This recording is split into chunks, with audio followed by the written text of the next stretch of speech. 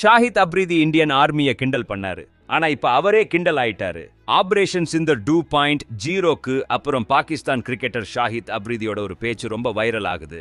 அப்போ அந்த பேச்சுக்கு அப்ரிதிக்கு என்ன மாதிரி பதிலடி வந்திருக்குன்னு இப்ப பாப்போம். பாகிஸ்தான் முன்னாள் கேப்டன் ஷாஹித் அப்ரிதி பெஹல்காம் தாக்குதலுக்கு அப்புறம் தொடர்ந்து பேசிக்கிட்டே இருக்காரு. இப்ப ஆபரேஷன் சிந்துக்கு முன்னாடி எடுத்த ஒரு வீடியோ வைரல் ஆகுது.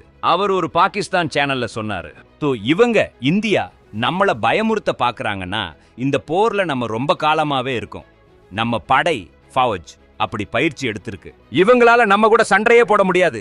இப்ப நிலைமைய பாருங்க நண்பர்களே.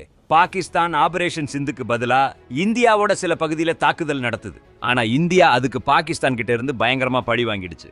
இப்போ ஆப்ரீதியோட அந்த பேச்சு பழையதா இருந்தாலும் அதை வச்சு அவரை கிண்டல் பண்றாங்க. அவரோட கான்பிடன்ஸ் கிழிச்சு தொங்க விடுறாங்க. எந்த பாகிஸ்தான் ஆர்மியை வச்சு அப்ரிதி திமிரா இந்தியாவை சவால் விட்டாரோ அது இப்ப எங்க போச்சு? தீவிரவாதிகளுக்கு அடைக்கலம் கொடுக்கிற பாகிஸ்தானோட ஷாஹித் அப்ரிதி தீவிரவாதத்தை யாருமே சப்போர்ட் பண்றது இல்லைன்னு சொன்னாரு. அவர் சொன்னாரு, பயங்கரவாதத்தை தஹஷத் கர்தி யாரு சப்போர்ட் பண்றா? எந்த நாடும் பண்ணல, எந்த மதமும் பண்ணல.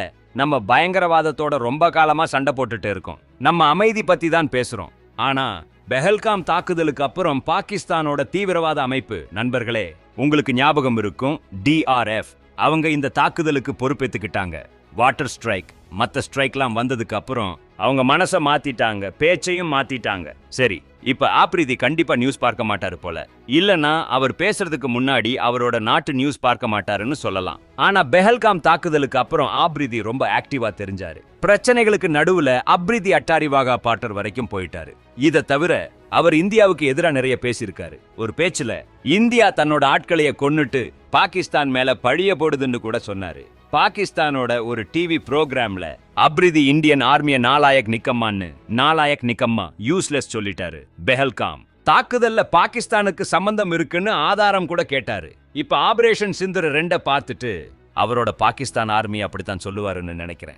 ஆபரேஷன் சிந்தருக்கு அப்புறம் இந்தியாவுக்கும் பாகிஸ்தானுக்கும் நடுவுல டென்ஷன் இருக்குன்னு சொல்லலாம். ஏப்ரல் மாசம் பெல்காம்ல தீவிரவாத தாக்குதல் நடந்துச்சு. இதுல 26 பேருக்கிட்ட அவங்களோட மதத்தை கேட்டு கொன்னுட்டாங்க. இந்தியா இதுக்கு சரியான பதிலடி கொடுத்துச்சு. பாகிஸ்தான்லயும் BOKலயும் இருக்கிற தீவிரவாத மையங்களை இந்தியா குறி வச்சு 9 இடத்துல மிசைல் போட்டுச்சு. இந்த ஆபரேஷனுக்கு ஆபரேஷன் சிந்தர்னு பேர் வச்சாங்க. பாகிஸ்தானோட மொத்த டிஃபென்ஸ் சிஸ்டமுக்கும் இத பத்தி சுத்தமா தெரியல.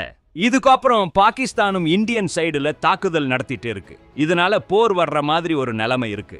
இது போன்ற கிரிக்கெட் செய்திகளை உடனுக்குடன் அறிந்து கொள்ள நம்ம சேனலை சப்ஸ்கிரைப் செய்து கொள்ளுங்கள். நன்றி, வணக்கம்.